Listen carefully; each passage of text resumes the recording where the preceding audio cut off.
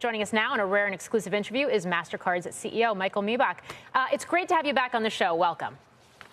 Thank you, Morgan. Happy to be on the show. So it is a big week for macro data. That is exactly where I need to start with you. And that is at a time where everybody is wondering, including the Fed, as it continues with its policy meeting here over the next couple of days, how would you assess the health of the consumer right now?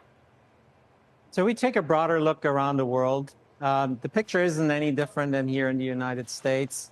Overall, consumer spending has remained healthy in aggregate.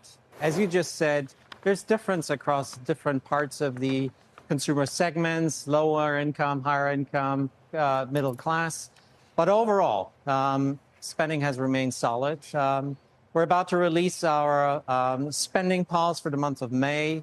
When I look at online spend, we're seeing a year-over-year increase of 7.8%. And for in-store, it's 3.5%. So consumers make it work in aggregate. And why is that? Because we continue to see a strong labor market. We continue to see healthy consumer balance sheets. There's access to credit. There's willingness to access credit. So overall, it remains a fairly benign picture. Given the billions of transactions that you oversee at Mastercard through your infrastructure, what are you seeing in terms of the inflation picture in real time? There's been a real debate about just how sticky it is here at these levels. Right. So, it's important to consider where the data that we see the carded side of the data. You look at everyday groceries, for example. That is a segment that, where cards are used, debit cards most often. We see a lot of inflation in non-carded segments, for example, rent or insurance, particular parts of the insurance industry. So the picture is a little bit diverse. We see higher inflation in some of those.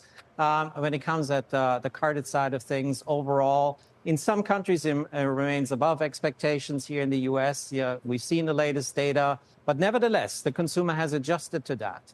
We're going into summer. It's clearly a summer of experiences. People want to continue to travel. They want to go out and see friends and do things.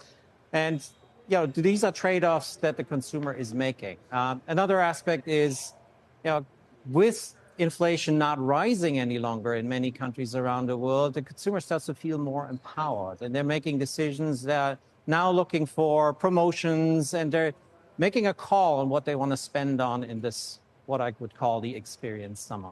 Interesting. We've talked about cross-border transactions before, how strong they've continued to be, especially in travel. It sounds like with what you just said, that's continuing. That's how it looks like, yes. Okay.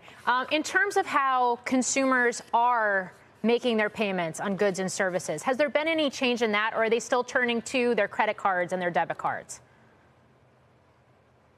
Let's just go back a few years. So we're all locked up at home, and behaviors changed dramatically because they had to. So people turn more to digital forms of purchasing, more online purchasing versus in-store purchasing. Here we are 2-3 years further down the line. And some of those habits got really ingrained, and people are not going back.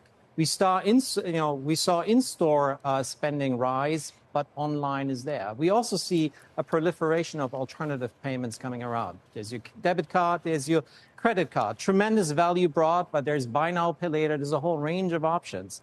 The payment industry has never been more competitive, and for Mastercard, it's always been our strategy to say we're going to provide choice in payments. We love cards, needless to say. At the same time, there are alternative options, and we do provide them to our customers, 500 of which are actually here with us in Nashville right now at the Connection Conference.